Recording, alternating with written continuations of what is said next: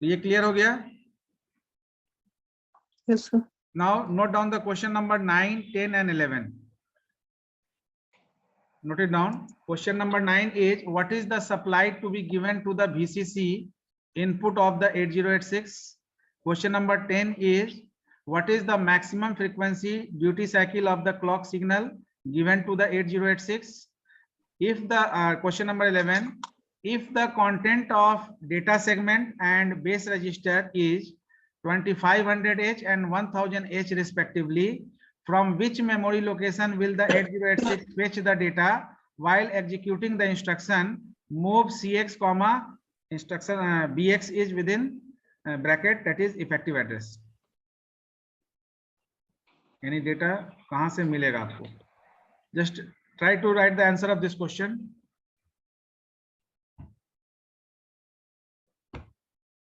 इसको अभी हम लोग डिस्कस कर लिए 6, 7, 8. 6, 7, 8 में 8 आपका बहुत इंपॉर्टेंट क्वेश्चन है, not for the university examination, for competitive examination also. अगर कंप्यूटर माइक्रो प्रोसेसर से क्वेश्चन रहता है तो वहां पर एड्रेसिंग मोड से क्वेश्चन रहता है इससे रिलेटेड, जिसको हम लोग एड्रेसिंग मोड्स में डिस्कस किए थे. और इफेक्टिव एड्रेस के बेसिस पर you have to identify the name of the addressing mode for which the effective address is given to you.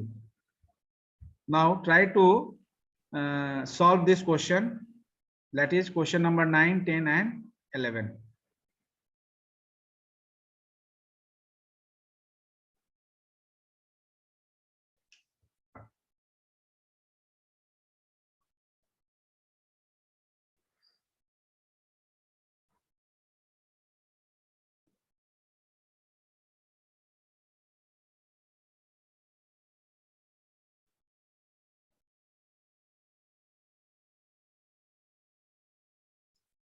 Completed लिखे हैं, आंसर लिख लिए होंगे.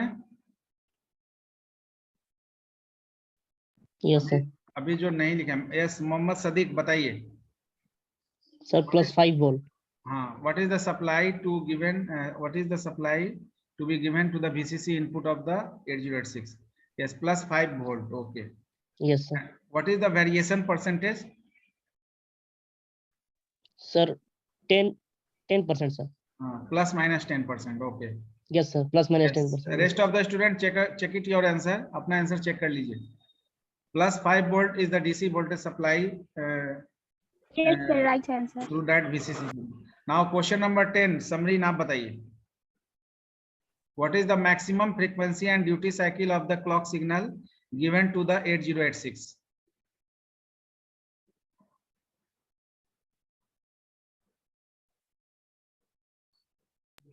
Wait, sir. हाँ, और कोई लिखे इसका answer, raise the hand. What is the maximum frequency? Yes, Prashant Kumar. Wait बताइए क्या लिखे हैं? What is? हाँ बताइए प्रशांत, वीडियो ऑन करो. 10 मेगाहर्ट्ज सर. हाँ, maximum frequency and duty cycle of the clock signal given to the 8086 क्या बताए? 10 मेगाहर्ट्ज. 10. अच्छा, minimum 5 watt? 5 gigahertz? 5 megahertz. Okay. That means कि 8086 कम्स इन 3 वेरिएशन. 3 वेरिएशन में आता है, having frequency 5 megahertz, 8 megahertz and 10 megahertz. So that is the duty cycle of the clock signal given to the 8086. Now, how many of you solved the question number 11? I just give you 1 minute time, more time, because to write the answer of this question, no need to take 5 to 6 minutes. Only 1 minute is enough to write the answer of this question. If the content of the data segment DS and base register BX is 2500H and 1000H respectively, from which memory location will the 8086 fetch the data while executing the instruction move CX, BX within bracket?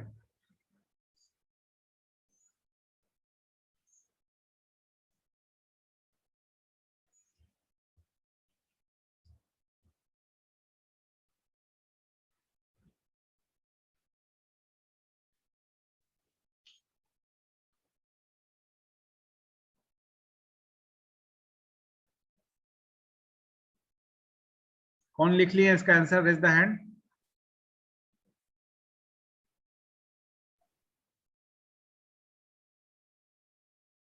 Yes Samreen बताइए, on your video.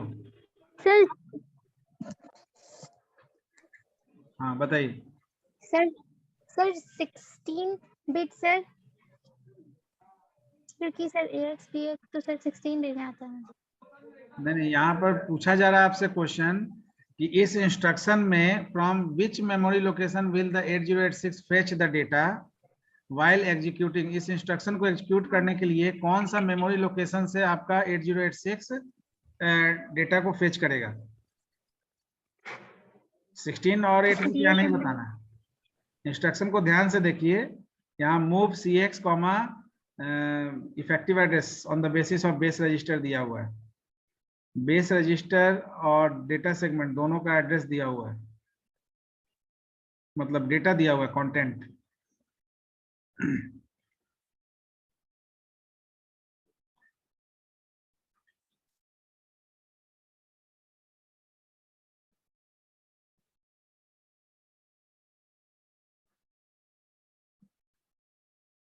Base register और data segment दिया हुआ है।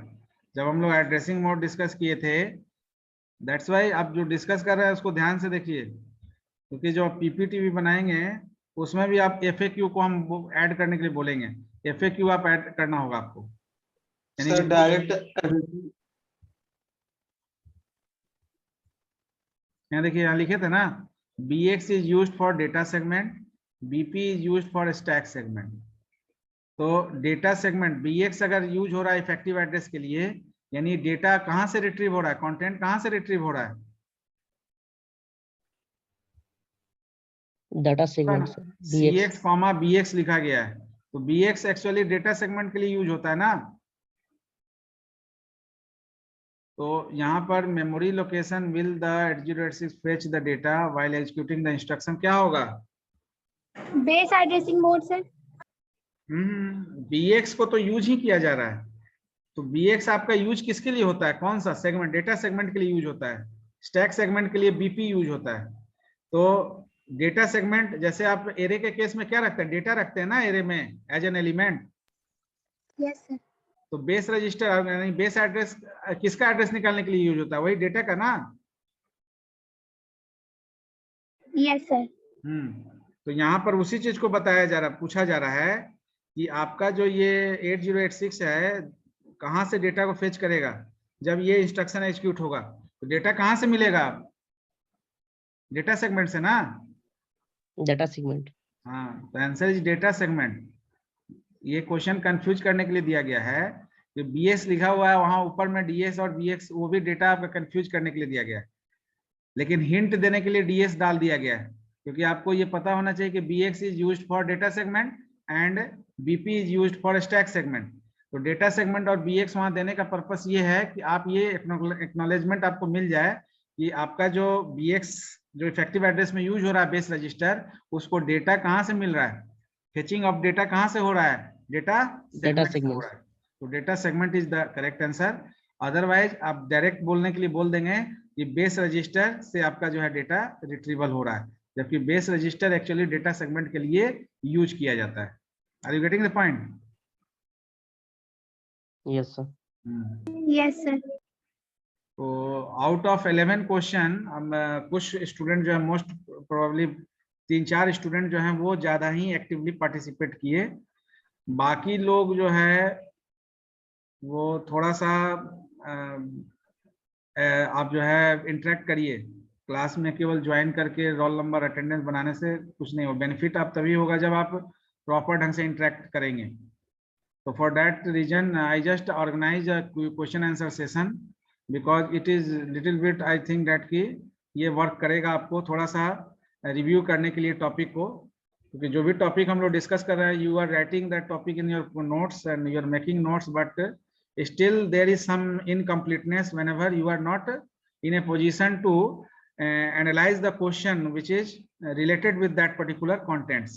तो contents जो हम लोग discuss कर रहे हैं उससे रिलेटेड मैक्सिमम क्वेरी आप जनरेट करिए। जितना ज्यादा क्वेरी करिएगा उतना ज्यादा सॉल्यूशन निकलेगा, उतना ज्यादा आपका जो है वो टॉपिक आपका क्लियर होगा। तो that's why I just pick up some questions from that discuss topic today, and I think that you just get some new questions related to that topic. Yes, sir. And that is very much Sir, what is PPT? हाँ बोलिए। Sir, PPT क्या है sir?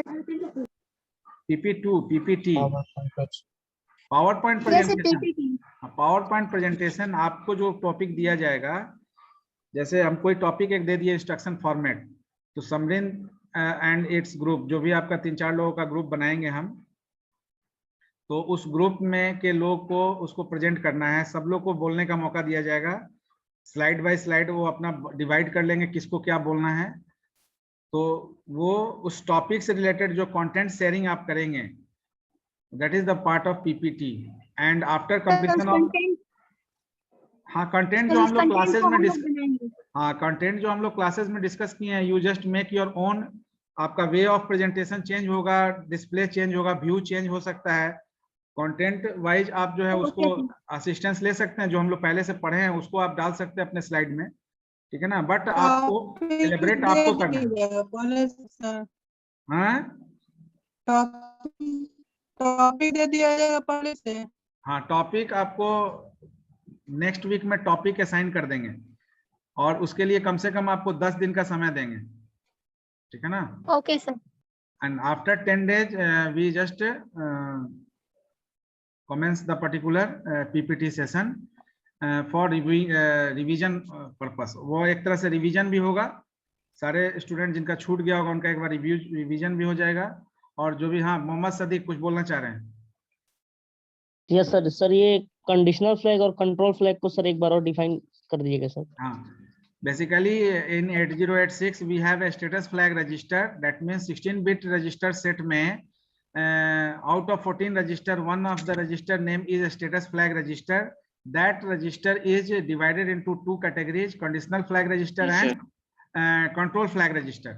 So total 9 flags are there, 6 flags comes under conditional flag, 3 flags comes under control flags. So conditional flag is the generated on the basis of the condition arises inside the ALU, whereas control flag is generated, any control flag is initiated whenever any types of interruption or any types of disturbance occur in the normal flow of program execution inside the processor.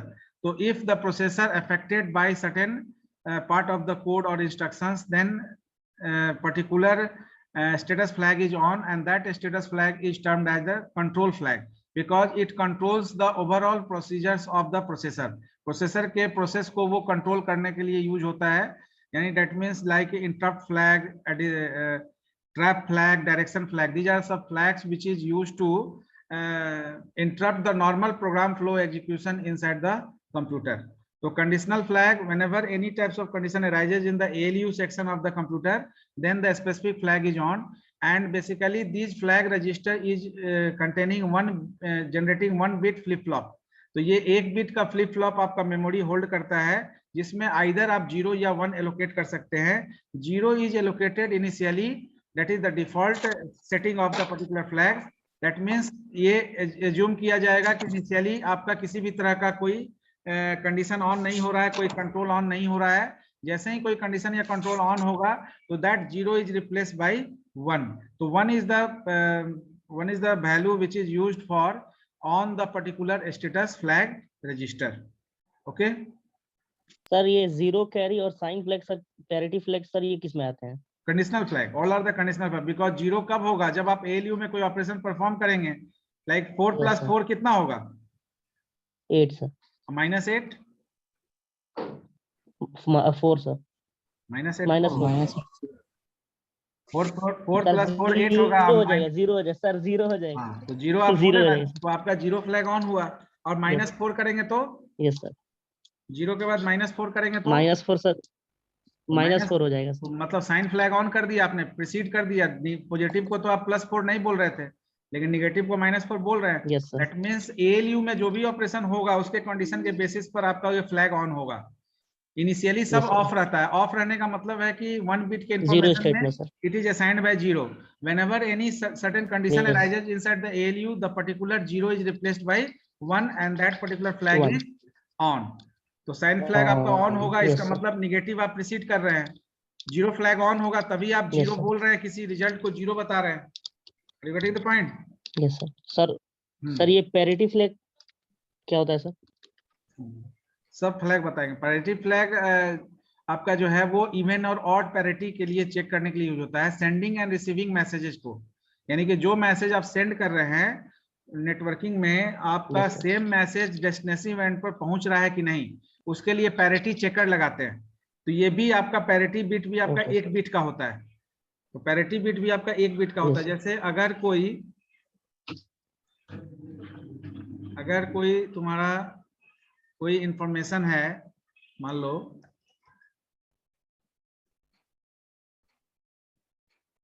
ठीक है, कोई information है 110001, ठीक है 1। अब इसमें अगर तुमको पैरिटी बिट एक ऐड करना है और सपोज करो इवन पैरिटी चेक करना है, इवन और एक होता है ऑड।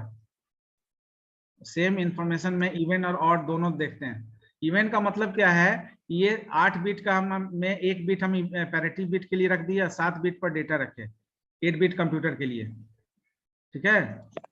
तो Yes, अब sir. ये यहाँ देखिए, यहाँ जो आपका ये इंफॉर्मेशन जा रहा है इसमें नंबर ऑफ 1 कितना है? 4। तो इवन पैरिटी के लिए यहाँ पर 0 रखना होगा या 1? Even sir 1. 0 1 रखेंगे तब तो नंबर ऑफ 1 आपका 5 हो जाएगा ना। Yes, sir. Yes. तो ये जो 4 है, इस 4 को होल्ड करने के लिए इवन पैरिटी के लिए यहाँ पर पैरिटी बिट में 0 रखेंगे। 0. और ऑड के लिए क्या करना होगा? 1 रखना होगा। हाँ, तो ऑड के लिए 1 रखेंगे तभी तो 5 होगा। तो इवन पैरिटी Yes. बिट और ऑड पैरिटी बिट हम लोग जो है सेंडिंग और रिसीविंग मैसेज को चेक करने के लिए यूज करते हैं। Okay, आगे आप पढ़ेंगे, नेटवर्किंग में पढ़ेंगे checksum, parity checker, parity generator, hamming code, ये these are all used for correcting the error of the particular message format. तो एरर Okay. रिलेटेड किसी भी तरह का एरर अगर होगा तो उसके लिए यहाँ parity generator, parity checker use कर सकते हैं, जो 1 बिट का होगा। इवन हो सकता है, ऑड हो सकता है, वो डिपेंड करेगा कि आपका डेटा कैसा है। Okay, sir. Sir error type मतलब एरर किस टाइप का एरर? जैसे एरर इस टाइप का मतलब कि अब जैसे ये इंफॉर्मेशन जा रहा है, अब इस इंफॉर्मेशन को जब आप भेज रहे हैं, ये डेटा आपका है, डेस्टिनेटिव एंड पर ये इंफॉर्मेशन आपका कुछ इंफॉर्मेशन लूज कर गया, ठीक है, ये इंफॉर्मेशन इस तरह से चला गया। तो अगर आप parity checker, even parity checker यहाँ पर 0 लगाए हुए हैं और इंफॉर्मेशन आपका डेटा जो है उसमें नंबर ऑफ 1 आपका 3 ही है, इसका मतलब है कि इवन आपने 0 लगाने का मतलब है कि इसमें नंबर ऑफ 1 पहले से 4 होगा या पहले से 2 होगा या 6 होगा, ऐसा होगा ना। लेकिन यहाँ पर अगर नंबर ऑफ 1 3 ही रह गया, इसका मतलब है कि some data is missing to the destination Yes, and whenever it is sending. तो यहाँ से ये चेकर Yes, यानी इवन पैरिटी चेकर से ये पता चल जाएगा कि some of the data is missing in between transfer होने के बीच में कोई डेटा आपका मिस हो गया है। और सेम थिंग अगर Yes, ऑड sir. पैरिटी आप लगाए होंगे तो यहाँ 1 होगा। तो ऑड पैरिटी के केस में भी यहाँ में देखिए, ऑड पैरिटी के केस में भी यहाँ क्या है, यहाँ ये 4 यानी कि ये ऑड आपका इवन में बदल गया। Odd Yes, parity sir. आपने किया था, ये Yes. इवन में बदल गया। इसका मतलब है कि some data is missing in between the sending and receiving end, yes sir. ठीक है ना। तो ये पैरिटी चेकर यूज किया जाता है इंफॉर्मेशन मतलब to check out the sending and receiving messages, जो सेंड किया गया वही रिसीव किया गया कि नहीं। और ये जब हो जाता है तब देखिए आपके पास पैकेज डिलीवर्ड का इंफॉर्मेशन आता है। पहले क्या था, मैसेज आप करते थे तो क्या होता था, डिलीवर्ड आता था ना मैसेज, Yes, sir. डिलीवर्ड नहीं आया, कभी कभी नहीं आया नेटवर्क के चलते, तो आपको पता नहीं चलता था, एक्नॉलेजमेंट नहीं मिला कि आप जो मैसेज भेजे हैं वो मिला है कि नहीं। तो आप फोन करके पूछते थे कि मैंने मैसेज दिया है मिला है, तो उधर से जवाब आया कि नहीं अभी तक तो नहीं मिला है। कभी कभी मिल भी गया होता है लेकिन डिलीवर्ड आपको एक्नॉलेजमेंट नहीं मिला, या कभी आया होगा आप देख नहीं पाए होंगे, ऐसा भी होता है। व्हाट्सएप जैसे यूज करते हैं तो अगर आपका ये एक्नॉलेजमेंट ऑन करके लोग रखते हैं अगर, तो आपको क्या ब्लू मैसेजिंग आ जाता है, ब्लू चेक बॉक्स आ जाता है। नोटिफिकेशन आता है। हाँ, तो ब्लू से आप समझ जाते हैं कि जिसको हमने भेजा है उसने पढ़ लिया है, ठीक है ना। तो that is the proper acknowledgement, various way of acknowledgement, वो अलग अलग तरीका से एक्नॉलेजमेंट करने का प्रोसेस है।